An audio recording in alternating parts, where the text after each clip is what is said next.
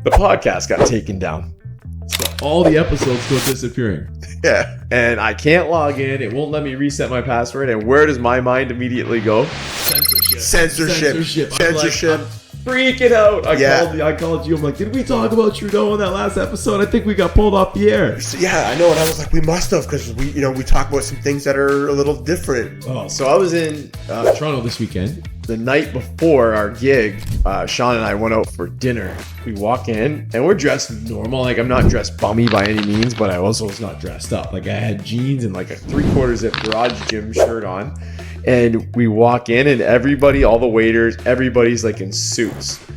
Like, to the point where I think they're going to come over and make us wear a jacket. I feel like that's a stage for all of us in the entrepreneur world, is like, you'll get into something, you'll grow, and then you've got to like pull yourself back again and kind of rebuild. It's like you go up a layer, pull yourself back, rebuild, get up a layer. It's kind of a necessary evil, I guess, in our business. If you fall off the ladder, essentially, and you hit rock bottom again, you're only going as low as you can possibly be. When you stack your skill set, you stack your knowledge and your experience, you're never going to be as low as you were 5 years ago.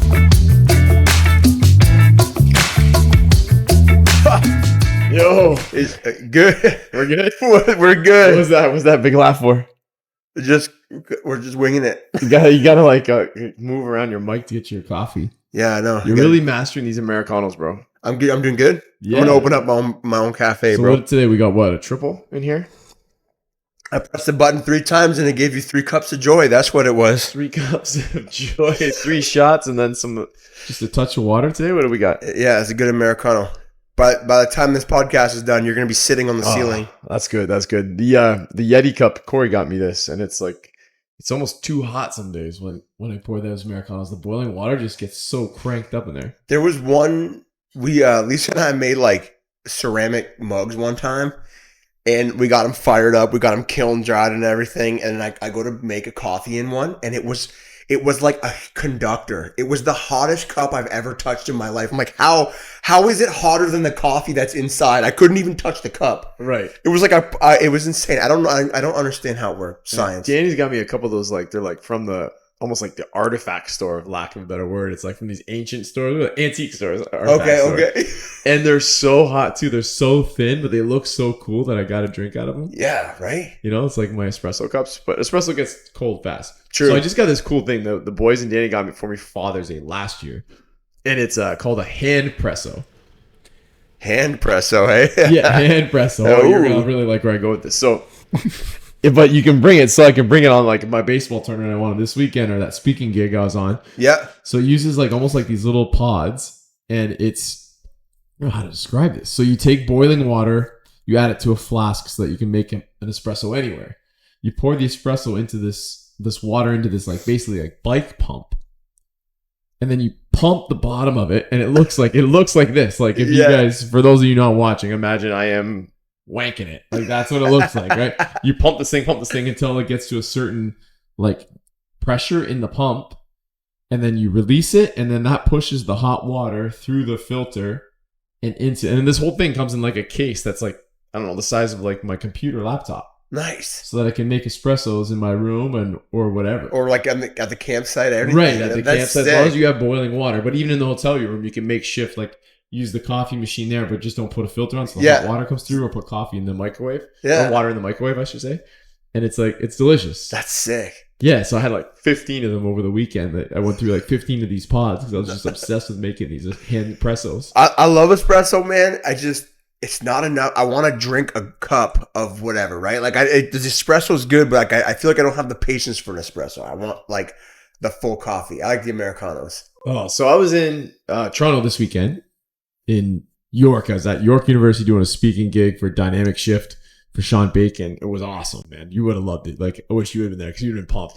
I was pumped. Every time I see you at these conferences and these calls and these speaking gigs, I'm like, that looks like the crowd I want to be in, honestly. Like, it just looks like a good time. You guys are doing cool shit. It's like, it looks awesome every time you're out there. Yeah, it was like superintendents from around like North America. This company's massive, and it was like they all lead teams or are being groomed to lead teams. So we went in and we talked about like mental toughness, leadership. It was like a 4-hour gig. It was the most I've ever contributed. Sean gave me way more leeway this time he's getting more and more confidence with me, being there more often. So I feel like I killed my part of it.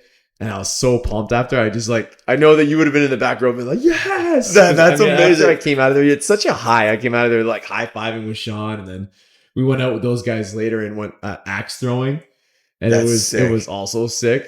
But where I was going with that is the night before our gig, Sean and I went out for dinner, and we went to this place. It was called the Octagon in York. So it was on Yonge Street. I guess we kind of Mississauga-ish. This place was. We walk in and we're dressed normal. Like I'm not dressed bummy by any means, but I also was not dressed up. Like I had jeans and like a 3/4 zip garage gym shirt on. And we walk in and everybody, all the waiters, everybody's like in suits. Like to the point where I think they're going to come over and make us wear a jacket. And this place is like 50 years old, but it looks like 50 years old, but in the really good kind of way. Right. Like what you're talking about, like the furniture, the class, like, we talked about good quality, massive chairs, like, and they're all old and they've been like obviously kept up, and have somebody like you that's gone in and the new line of work that you're trying to do is like restoring the classics, saving them. My God, this steak came out and the service was impeccable. It's just one of those places where you're like, this is how life, I wish life was still like this. Yeah. You know? Oh, man, yes, I know. Like I know that feeling, man. Like even when I see old pictures and they're black and white, and there's all these people walking on the sidewalk, and like, you know, I feel like I always have this crazy draw to these old times where I feel sometimes like I'm in the wrong generation. I wish I was in that era where everything was quality, like the best of the best won every time. It wasn't. It was a thing where people rewarded excellence back then. I find, you know, like even with the cars that they were making back then, real metal, heavy steel, right? Like if you hit one of these vintage cars from like the 30s and 40s, you're hitting a tank. It is literally a tank with a motor in it. And it's like you hit a new car, it explodes when you on impact. You know what I mean? The plastic goes everywhere. You hit these old cars and they just like, they break up whatever hits it. And like it's just one of those things. Like it was built to last forever back then. And I always have this draw to those times because of that. Because it wasn't just the cars. It wasn't just, you know, like it was everything from the way that you bought your shoes back then, the way you had a suit. Like even the poor people wore suits, man. Like they had dress shoes, tucked in shirts.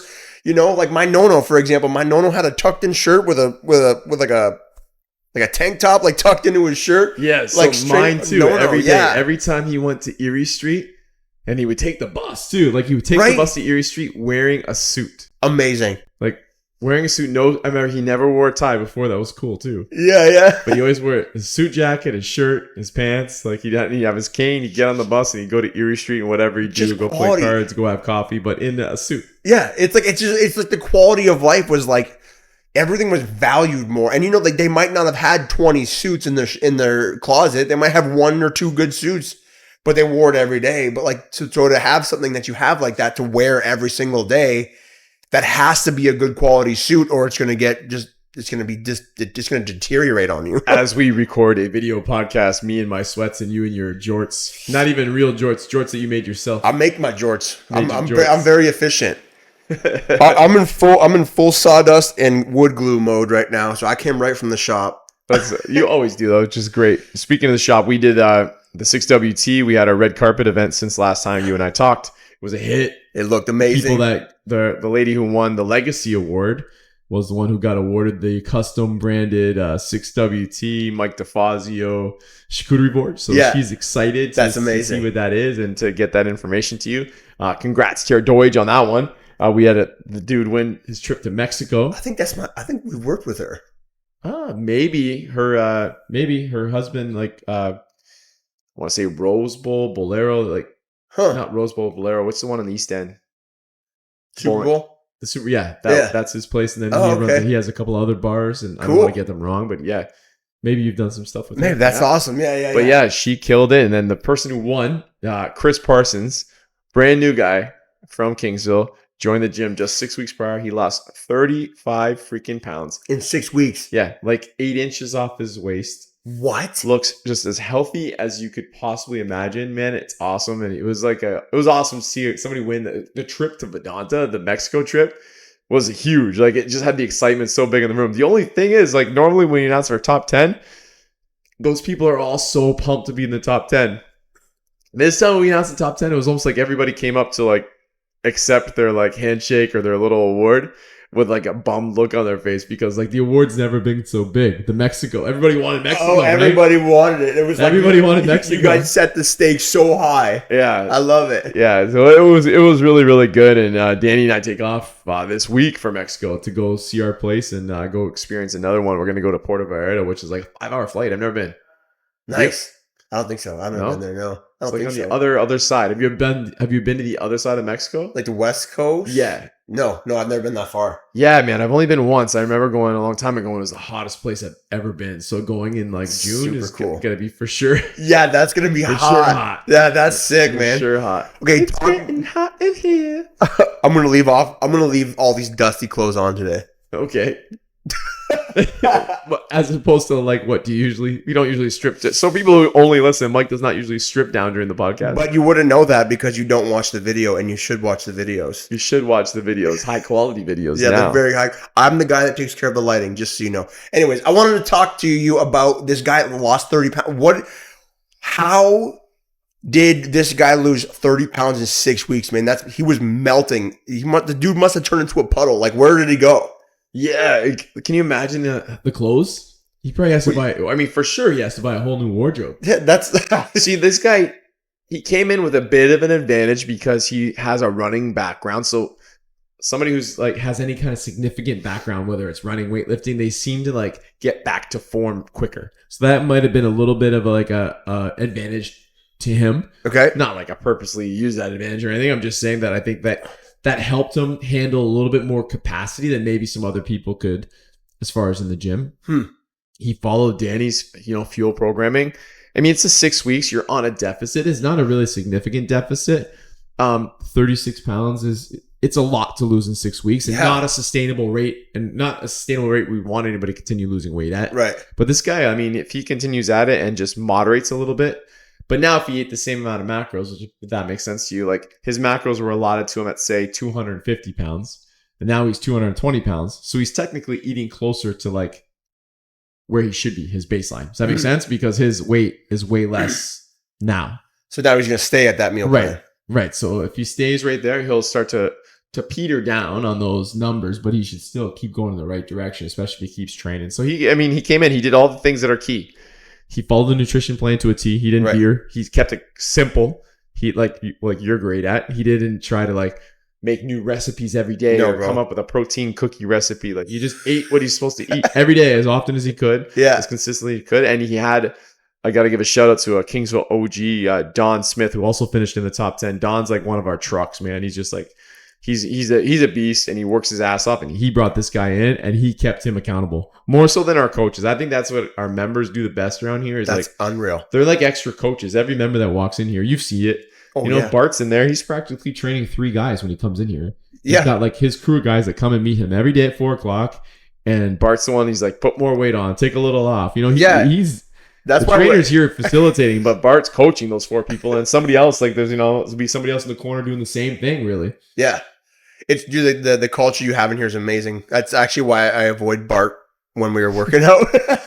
I'm like, oh, Bart's over there. I'm gonna go work out over here. Yeah, Bart's like a freak of nature, man. Yeah, no, he really is. I remember you talk. I remember closing in on 50, and the guys that like, last week he's in here deadlifting 400 pounds. He's 50? Like it's water. Really? He's closing in on it. He's not quite there yet, but that's crazy. Wild, right? It's crazy. Yeah, I met him at Blast Camp when we did Blast Camp. Yeah, he's my right hand man for Blast. Yeah, he was cooking all the food and stuff. Man, that was amazing. It was a great time. Yeah, that was great. So this dude lost 30 pounds. But so you talked to me about this before. There was the 3, there was like 3 tiers or something, right? There was like the. Yeah, well, in the past there's been 3. This time there was 2. We called it Sculpt, and Shred. Okay. So the people on Sculpt were eating less in a deficit. We just have so many members who have been here for so long and done so great when they, like, going on a shred is not something that's for everyone, nor should anybody like do all the time. In particular, like women, we don't like to like bring them way down and way up and like in waves with their nutrition, especially when you put on a lot of muscle, we don't really want to give it away. Right. You know, like third place is a guy named Mike Scott. He's a blast camp dude. Huh. And he lost 30 something pounds and he was on Sculpt. Right. You know, he's a guy who has, Because we did not want to give away his muscle. Muscle is so valuable. We don't want to give that back. And especially, you know, Mike's not quite, he's not nearly as old as me, but the older you are, the harder it is to put that muscle back on. So giving that away. And for women, they work so hard to get that muscle because, you know, being for the most part smaller than like me, Right. it's going to be a little bit harder for them to put muscle on. for all kinds of different reasons. So we don't want to give that muscle back. So that's why we have the sculpt. And this time too, the people who did sculpt, you know, they kept right there. It wasn't like the people who did shred had an advantage. But when we score these things, the transformation factor, which is just a little math equation we came up with, it's basically your starting weight gets factored in so that everybody has a chance. You don't want the 300-pound guy having all the advantages over the 100-pound girl. We want everybody to feel like they have a chance to win. And they do. We've had all walks of life, all shapes and sizes win this thing. So starting weight, weight loss, inches lost off your waist. Muscle gained though is one. You have to add the The gain. guy that was in second place, man, this dude gained muscle like crazy. He was Yeah. actually one of the ones. He came in second. Like you Right. just missed winning this thing by gaining muscle. So it's just cool too. And Body fat percentage. Yeah. Like increase or improvement. That's actually that's the one thing that I'm like that I care the most about, actually, my body fat percentage. It's not about losing weight because I fluctuate. Actually, lately I fluctuate 20 pounds from like 180 to 200, man. Like it's been a hard 200. You? I've got up to 200 before, yeah. When you first came on the podcast. No, like before I even met you, I feel like I was like 200. But like, let's say over the last like 5-6 years, I was from 200 to 180 in that area, and now it's like I'm finding it hard to pass 195. It's like hard to pass that. And when I'm at the 195, I'm like it's not as much muscle as I'd like it to be. So, it's the body fat. Like I'm not really worried about my weight. I watch my weight just so I can understand where I'm at. Like I don't really care what it says. I just want to know. But it's not about the body. It's not about the weight. It's about the body fat. I don't want the body fat, but I want the muscle. And I know muscle weighs more than fat does. So it's like, I'm trying to figure that part out. Yeah, I mean, body composition is more important than body weight. That's what we're trying to get through to everybody on the 6WT. Like, it's what you're made up of. And body More important composition, than the number on the scale. right? So body composition is like body fat to muscle. Lean muscle, Okay, body fat percentages, things like that. right. And one area Danny's always telling me to focus on personally is like visceral fat. And I would step way out of my lane if I was going to get into that, but somebody can Google it. You can look it up later, but Damn, visceral that's a fat fancy word. essentially is like the fat that's around your organs. Okay, Right. And that's the stuff that kills dudes. like right? it's like all the inflammation in your organs and stuff, You know, right? so Is that like- what that is? Like I You gotta said, ask I don't Danny. want to step too far out of my Right. lane, but that's one that she's telling me to concern myself with. And it's very hard to cut on those. Right. It's very hard to get that down, but that's what kind of like constricts us and leads to like heart disease and heart attacks, things like that. Huh. So, and that's something that men carry, you know. Is that diet related or like? Oh, I'm sure it's all diet related. Get Danny. on I the keep podcast. asking Let's the question. Let's go. I shouldn't even have brought it up. I knew I should Never never bring the things up you can't answer, especially if I know you don't have the that behind you either. No, I don't got know. no idea. I'm super curious about it though, because like that's the one thing that I'm always trying to pay attention to. Because it's like there's the body fat again. I ate too many peanuts. You know. Yeah, man. So looking out in the gym, I love when we're in here and there's people training out there. Yeah. It's always like, I don't know why. I love that new factor to this new podcast. Got a studio. glass It's door. like the glass doors. They see us in here. We got the cool lighting going. Yeah. But out there, we got Cristiano. Cristiano is awesome, right? He's great. Yeah. Who's just in here sitting with us. He's supposed to be listening to the podcast. He's listening to a couple episodes now. He's getting hooked. But he's out there training those hockey boys. This guy plays hockey, pro hockey in Italy. In Italy. Yeah, and he comes in during the summers and he gets these kids ready for their OHL tryouts or whatever other tryouts they have. These guys, I think they're the OHL group, but it's a pretty cool thing. That's he's super doing. And specialized, it's really, it's added a dynamic to the garage gym because there's such a demand for hockey. And we have athletic development, no problem. Austin's more than qualified, but this guy has been there and done that with hockey. So these programs are kind of exciting for the summer, man. Right. And it's like it's extra focused on just hockey hockey bros. Right. Like most athletes need the same kind of training. Yeah. But these guys are training specifically for their fitness test. So they need to train for that test. You know what I mean? Like The difference between how a hockey player, how a football player train is not like, there's differences, but it's not crazy different. But what is different is if you're training for a SWAT test, very specific, or a fireman test, you need some very specific test. Because you were training for that. It's like training for a sport for a Right. day. You know how to pass that test. You got the highest score possible. Right. And that's what he's got these guys doing. It's just Cool to watch these guys doing their, I mean, we don't, with our groups, we're not getting as athletic as these guys are getting over there doing like hard ass shuttle runs and things that they're doing. It's pretty sweet to watch, man. Yeah. they get after these kids too. Yeah. No, it's cool, man. It's been nice seeing like the different things that they're doing.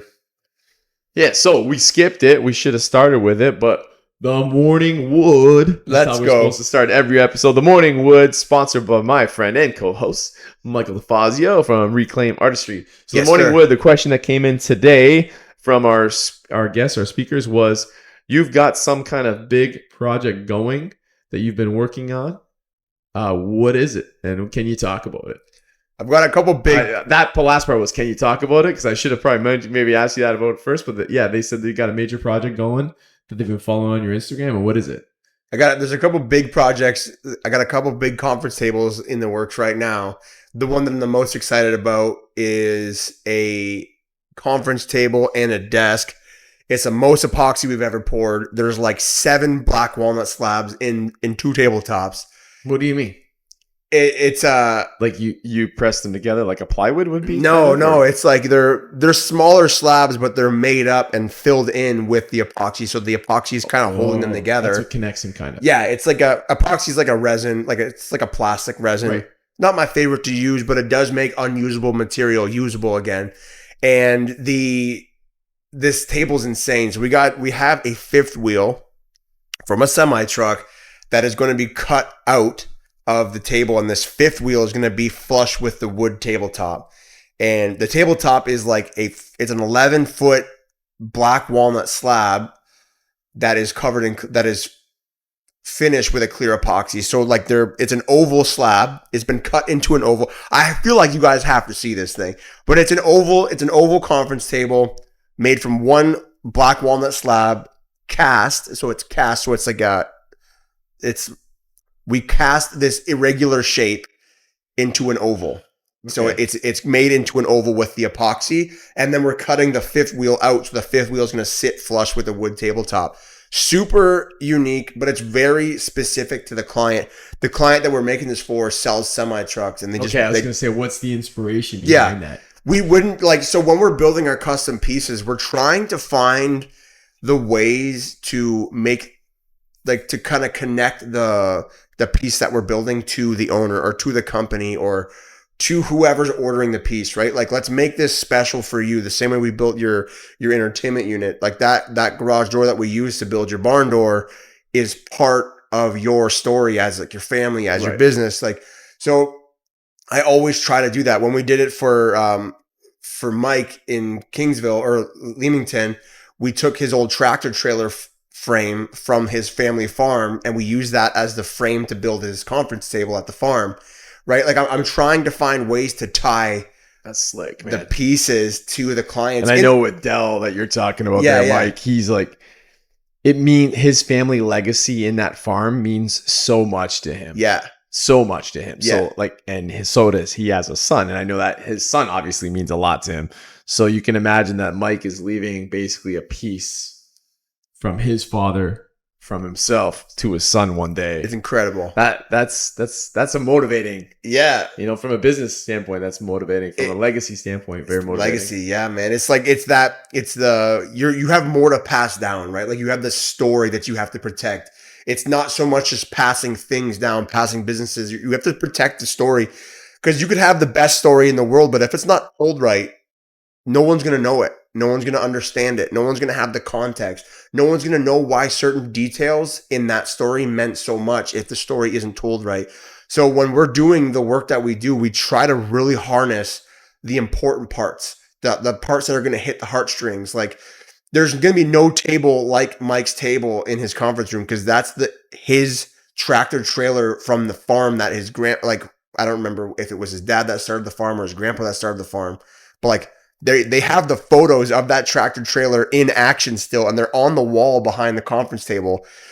I cannot recreate that. And like, why would I ever want to, right? That is Mike's story. I just help harness it and make it usable again. Right. You're not trying to recreate it. You're trying to highlight it. Yeah, man. Let's make it the centerpiece. Yes. Yeah. That's amazing, man. Good for you. Good for you. So yeah, this project that we're working on now it's a big one, man. It's like, it's so extra, but that's what we like to do. Big, extra, crazy things.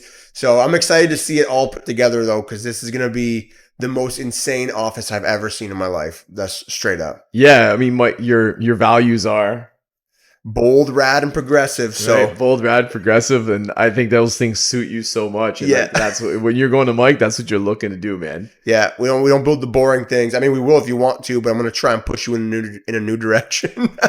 I can't see you building something boring. Nah, I just can't do it, man. Like I've been asked to build things, and I'm like, well, what if we did this instead? You know? Oh, boy, we really want to do that, but do you really want to do that? Like, I'll build it for you, but I think I can do it better. You ever done like a fence or a deck or anything like that? Has anybody ever asked you? I mean, I'm sure people have asked you to build like a fence, like a my normal fence, but has anybody ever asked you to build like a cool fence, like a fence that means anything? Like I built one fence in Ford City, but it was a lot of work. It was way more work than I even imagined because I put the amount of effort that I would have normally put into like a piece of furniture into this fence. And it was like it was just not going to fly. Like I'll never do it again because it was way too much. It was way too much work planning. It wasn't even necessary for a fence. Right. I don't know. Like there are guys that will build the most badass fence with artistic creativity. Like they'll have these things and they like, if they're able to actually build it so that there's a value there for the client, that's awesome. This is not my thing. Like it's not what I want to do. And it's a totally different, industry actually. Fences, decks. There's a lot of different industries in the woodworking world. And that's one I don't want to get into. Trim, I don't want to get into. Kitchen cabinets, I'm good. Trim, oh my God. I did trim once. I didn't do a good job of it. But wow, that is tedious. It sucks. That is annoying. And it is. And you know nothing ever fits together. It was awful. I hated that job. And you know what's crazy about trim is like, if you do a really good job with trim, it gets forgotten about. That's like almost the point of it. I'm going to do such a good job here so you never notice I'll tell you, where the original garage gym was born, just in the Monopoly, there's some guy who's like, if hopefully listening to this podcast, looking at his trim in the basement and saying like, what was this? Who did this? What kind of idiot did this? I've been trying to save a little bit of money and poof, that did not fire off well. Yeah, bro. You gotta pay the contractors to do the good work. You gotta pay the guys that are good at the work to do the work, or you're gonna end up with the worst. And you're probably going to end up paying for it twice. Right. Because you're probably not going to be happy with the cheapest guy possible. Like, it's just not how things work. Yeah, for sure. Oh, man. So what else you got going on? There's some stuff you've been kind of revamping a little bit of how you do business. You've been kind of like getting your hands dirty a little bit more lately. I know, me too. I feel like that's a stage for all of us in the entrepreneur world, is like, you'll get into something, you'll grow, and then you've got to like pull yourself back again and kind of rebuild. It's like you go up a layer, pull yourself back, rebuild, get up a layer. It's kind of a necessary evil, I guess, in our business. Well, I mean, you and I have talked about this. Smaller business. Yeah, we've talked about this a couple of times now, like where you raise your floor, right? So like rock bottom after you've been climbing for so many years is nowhere near where you used to be. So if you fall off the ladder essentially and you hit rock bottom again, you're only going as low as you can possibly be. When you stack your skill set, you stack your knowledge and your experience, you're never going to be as low as you were 5 years ago. There's no way to get there. You're different because you have these things that nobody can take away from you. So like when you're climbing and you fall back, like what we're talking about right now, this necessary evil where you have to kind of like rebuild a little bit, which is what I'm doing right now. It's like, it's very interesting, right? Because I've been on the tools before. I spent like, I don't even know, 6 years probably building constantly. I mean, I have seen you in person use the sander. Man, I used a sander the other day. Right in front of my face. Right? You saw that? It's a rare sight to see. I actually sanded an entire piece from start to finish yesterday, and I was like, well, that was 4 hours I'll never get back. Right. Yeah. But it's like, it's different because when I'm like restructuring now, I'm doing things and I'm like, okay, I'm not doing them just to get the work done. I'm getting the work done too, but I'm actually like learning, making notes, trying to figure out how I can give this task away to somebody in a more efficient way. Right? Like, so now like I'm really focusing on like if we had a war chest, like our benches, which they should be, our benches should be a war chest. We shouldn't have to leave that bench. The sandpaper, the hammers, the drills, the saws, everything should be under that bench.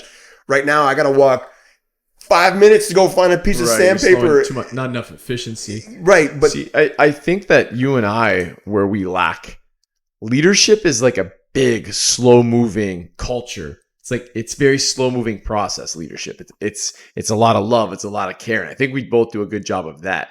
I think where we could both use help is like what you're talking about with just management.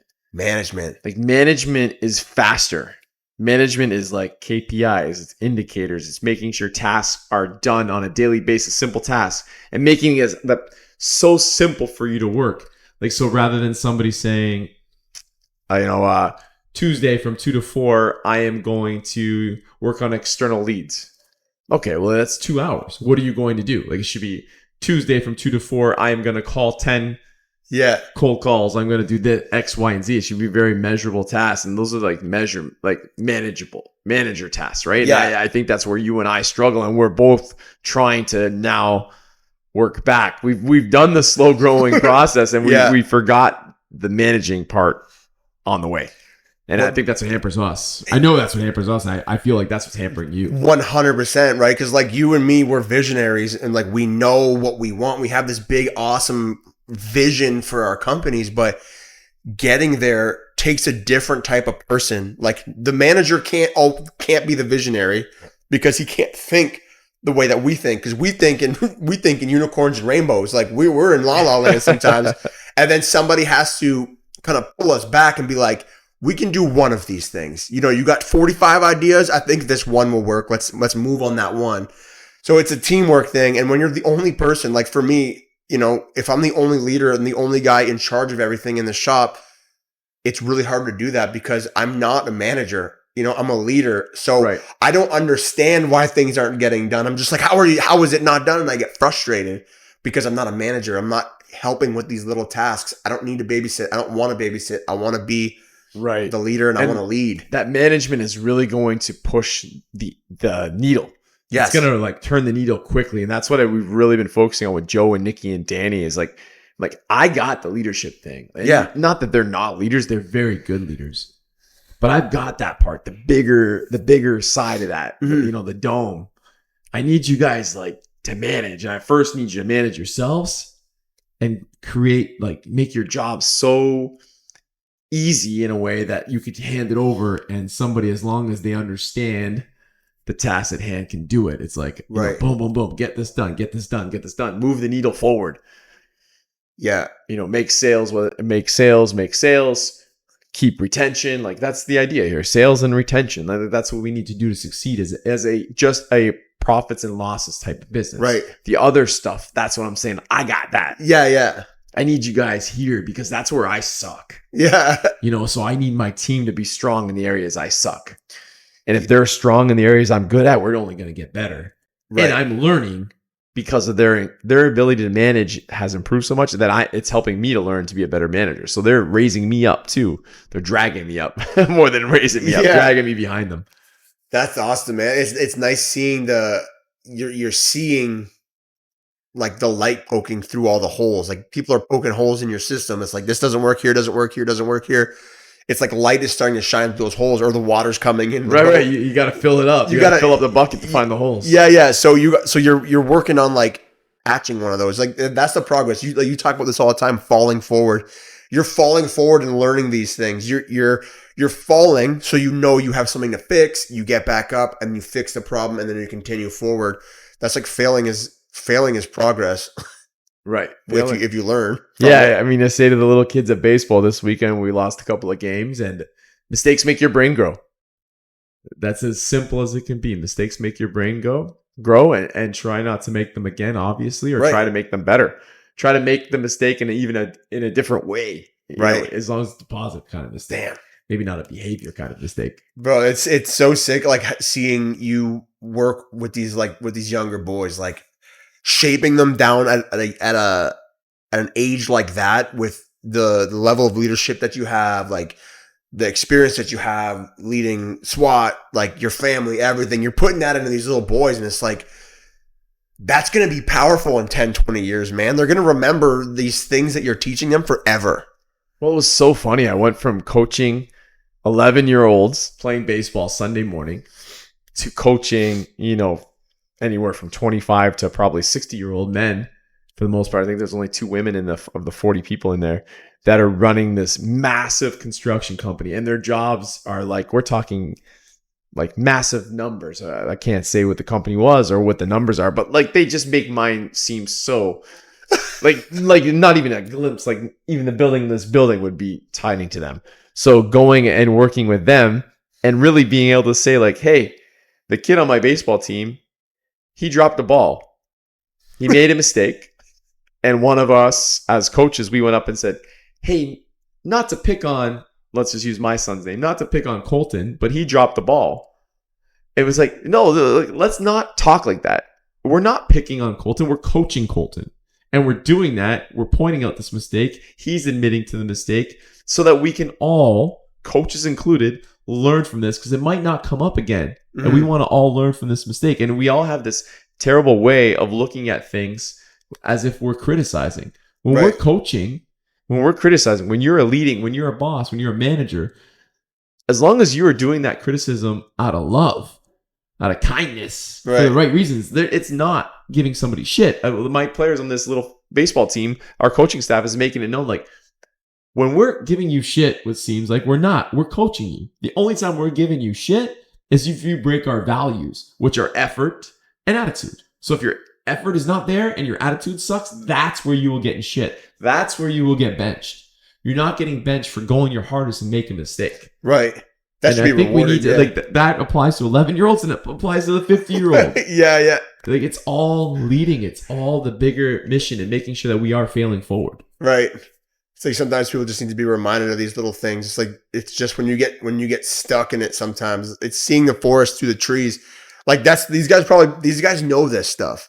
Like, I know these things. Like, most people understand that concept, but they forget it. And it's like, it's sometimes with coaching or even just with my guys, it's like, we know this. Why are we doing this again? Oh, I forgot. Okay. I reminded you, don't do it again. Like let's make sure that this doesn't happen. Like, keep this front of mind. Like, start growing through these problems so that you don't have to deal with the same things over and over again. We've been here. We've done that. We've moved past it. Let's continue moving. Yeah, for sure.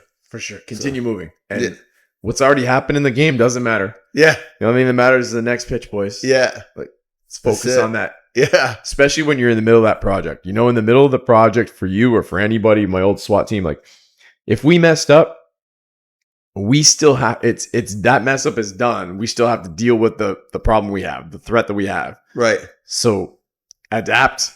It's done. We can talk about that ad nauseum later. Make sure we don't make that same mistake. But the mistake has been done. The cards are where they are. Yeah. All we can do from here is try to make everything better in the current situation. Try to clean it up nice. Right? It is what it is. We can't change it, but we can do everything we can to make it better. Yeah. Our situation, current situation better. For sure. It's like when we're building furniture, it's like there's 1,000 ways to skin a cat, but the middle of the process doesn't really matter. The final product matters. So if I do something this way and you do something a different way than me, as long as the final product comes out, that's amazing. Like, this is the same thing when we were talking to Omar about like the five cooks that cook the same dish different ways. Yeah. It's like they all got to the end result. There's nuances and all that stuff, but that's what makes the stuff that we do so unique. Like, that's somebody's love going into something. Right. Yeah. So speaking of the podcast, man, we're almost 2 months into you being here every single week. Yeah. You know what? The ratings are improving and views and listens are gone up. So it's been awesome having you around as well. Love it. Express that to you. Thanks, man. And to say, like, this last week, this is a funny conversation you and I had as I'm driving home yesterday from Toronto. The podcast got taken down. So all the episodes go disappearing. Yeah. And I can't log in. It won't let me reset my password. And where does my mind immediately go? I can't even think of the word right now. Censorship. Censorship. I'm freaking out. Yeah. I called you. I'm like, did we talk about Trudeau in that last episode? I think we got pulled off the air. So, yeah, I know. And I was like, we must have, because we talk about some things that are a little different, And it's like, but then I was like, there's no way. There's like, I know, right? I'm thinking like, oh, these shows on there, they pull us. yeah. In our 280 followers, whatever it is. Yeah. They pull us. There's Hey, no way. those 280 followers are the best people in town. I can't argue that. Yeah. Plus, we got about the same on YouTube. The same. We have quite a bit, actually, believe it or not. But like, it's still in comparison to Joe Rogan, probably not that many. Hey, whatever. And I'm thinking we got pulled. So isn't it so funny how, like, my point of this is, isn't it so funny how, and I'm the worst for this. I'm so bad for this. You get this little bit of information and everything else you build in your head. Yep. It's like I get this small little Can't log in. holy fuck, I've been censored. Yeah. The government's removed me from all forms of communication. Like how do you go from that to that? And I that's something, if there's an area of my life that I need to improve on, immediately, it's there. It's there. Not just the podcast, just other things in life. Instead of saying like, hey, taking something and making a bigger story in my head before I actually know more information on it. Yeah, you're punishing yourself that way for sure. yeah. What about you? What do you think if there was something that you think is what's your the big chink in your armor, the hole in your bucket, as we so to speak, as we just said? Damn. That's a tough one. I think I don't really know, man. Like it's been a very challenging few months for me, to be honest, and I'm trying to figure out what that is. I'm trying to figure out what it is. Like, what is it that I need to be working on that I haven't been good at? Like, I know what I need to do a lot of the time, so I do those things. I fall back on what's worked in the past times of my life, but whatever got me here isn't going to get me to the next level. And like, I feel like that's exactly where I'm at in life right now. Like, I have to figure out what's next because what got me here no longer works. And I no longer want it, what's got me here. So it's like, where is the next set of tasks, or where's the next person that I need to become? So I've been like actually asking myself this every day. Like, it's been a deep few months, man. I didn't even know. I wasn't even trying to lean in on that. Yeah, it's been a lot, man. And like, it's crazy dealing with all this, like just being married, just finding out we're having a kid, just, going through it in the shop all at the same time. And it's like, damn, okay, do I need a reset right now? Like, what is happening right now? Because like, why is all of this happening? I think you need a week in the woods, my friend. Bro, I have lots of alone time. Like, I have my alone time, but I'm like, what am I missing? I don't know. I'm trying to figure out what it is, what needs to be improved. And I'm like, and I keep falling back on needing other people because, and maybe that's where I'm hurting, is like, I need to just do some more of the work to get my hands dirty a little bit more and like kind of step back into a role that I know I can do for now, just to keep pushing things along. But I know at the end of the day, I'm going to have to find somebody else to run with at some point. And I actually want that. I don't want to run by myself. I know that what got me here won't get me there. So like, even when things started to slow down in the shop, what got me there was not having the right people in the right shoes. So like, I need to find that person now so I can continue to grow. Man, I got big ass goals, and like, I don't want to do them alone, and I'm not interested in doing them alone. Like, right. I want to help other people. There's a lot to go around, man. I want to like elevate people, man. That's what I want to do. To answer your question, I got no idea. I mean, really, I think that you need to kind of figure out from an outside looking in and I talked about this on Monday with the people I was working with, is like, what really makes you uncommon, not like what makes you unique, like what really makes you uncommon, and then just lean in hard on that. Because I feel like that's in my life over the last couple of years. I talked about it in a post this week, and that post got a few comments towards me, was that when I went and got myself sorted out, when I went to the doctor, once, got the therapy done and things, I found that it muted me. I was, for the first time, felt so in control of all my emotions that I kind of felt gray, dull, vanilla.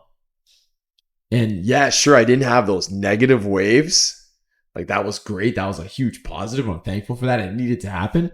But I also didn't have those spikes. And in those spikes was where my greatness really lies.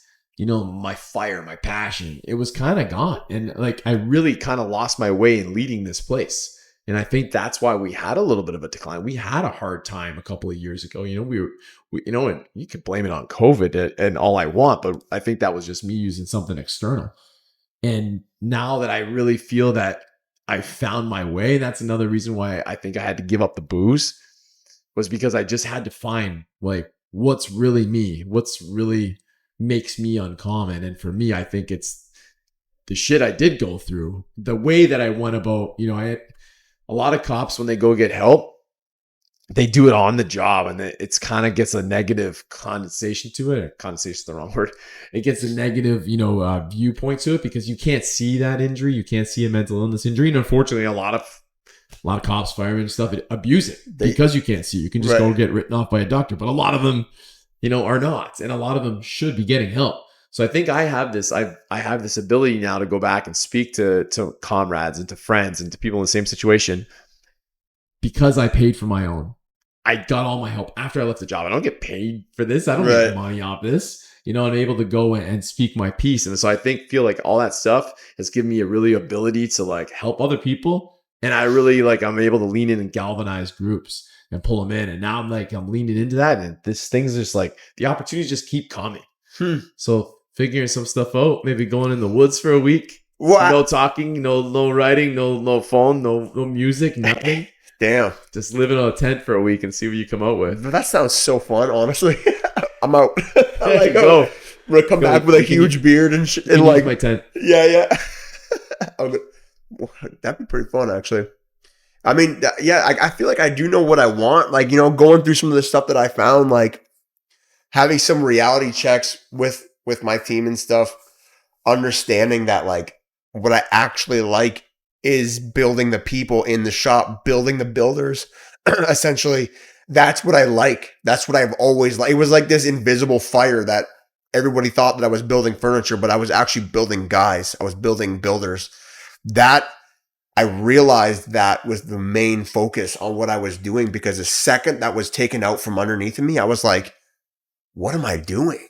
Right. And it was like this reality check where I'm like, hey, I think I'm putting my effort in the wrong area here, man. Cause like I am a creative person. I like to build things, but I like to build people, and I want to build people, and I want to like really lean into that. And I know that's where I'm going. I have a plan now, but getting to that plan, it's a lot of question marks, but I know where I'm going. Yeah. I feel like in the last few months, you've really come to terms with like what part, like, we can say in the things that went around here was like manpower and things and staffing. It's like we can say them, lead the horse to water and all those things we've talked about. However, like at the end of the day, it's you. Yeah, I know that. Yeah. You know, if you were the one pulling the reins, you brought them to the wrong water hole or a dry water hole, for lack of a better, description. So we always need to look at that. And I think you've been spending a lot of time doing that with yourself. So I think you're on the right track to whatever that is. And we know, Mike, good things happen to good people, and you're on the way there. And proof, I mean, with Lisa and with the pregnancy. Oh, for sure. Yeah. And all those things. And it's not, I mean, when we say struggles, the businesses are still doing great. Yeah. It's just hiccups in the road and things that we want to improve. Right. For me, I mean, it was not like we're going to close the doors or anything. It just meant that we needed to redo it, revamp and kind of like set that compass. So we're going right back where we want to go, because the map changes. Yeah. Or the destination changes as we get older and as we mature and as you find out things like you just said, like, you want to build the builder. So maybe now that we've got to take a different course. Right. And there's some rough waters between it sometimes. For sure. And I'm totally fine with that. Like, I'm all good with the rough waters, like in all the trials, tribulations, things like that. I'm all good with that. It's like, and then we talk about raising the floor again. It's like, without doing what I've done and experiencing what I've experienced, I wouldn't even be able to give that to somebody else now. Yes. I have that like in my back pocket. I can pull it out and be like, look, this is what I've experienced, and this is how we can move through it, being on the other side of it. So I can help somebody actually do that. And this is where I start to see like I have a lot of value to give to a lot of people, especially builders. I'm actually very excited to get into that space, but I got things I got to finish first. So Yeah, I mean, there's people listening to this right now. You don't have to be a builder to relate what Mike's saying, what I said. no, Like, how can you apply that to yourself? Where are you looking and what's that leak in the bucket? Fill that water up, see where it comes out. That's Yeah. what we do, right? Patch one hole, then fill the bucket back up and something else will pop. But eventually where the water just keeps getting higher and heavier. yeah, Whew, heavy. Yeah, but you're also stronger to hold it. Absolutely, man. Absolutely. Absolutely. So, everybody, I hope you guys enjoyed this episode. As usual, we appreciate if you guys would give us that like, share, or follow. If you need to get a hold of Mike, you're looking for some furniture, okay, some of the best stuff built around, hit him up on his Instagram. You guys all know that by now. If you're interested in what I do, Tango One Solutions, and some of the leadership and the mindset stuff, or you just want a free trial of the Garage Gym, go to the link in our bio. We appreciate you guys so much. All 287 of you that listen on Spotify, plus all the other places. And sorry we were down for a couple of days. Turns out it was just an Administrative error on my behalf. Go figure. Psych. Anyways, thank you, and we're over and out. See you next week, Mike. Cheers.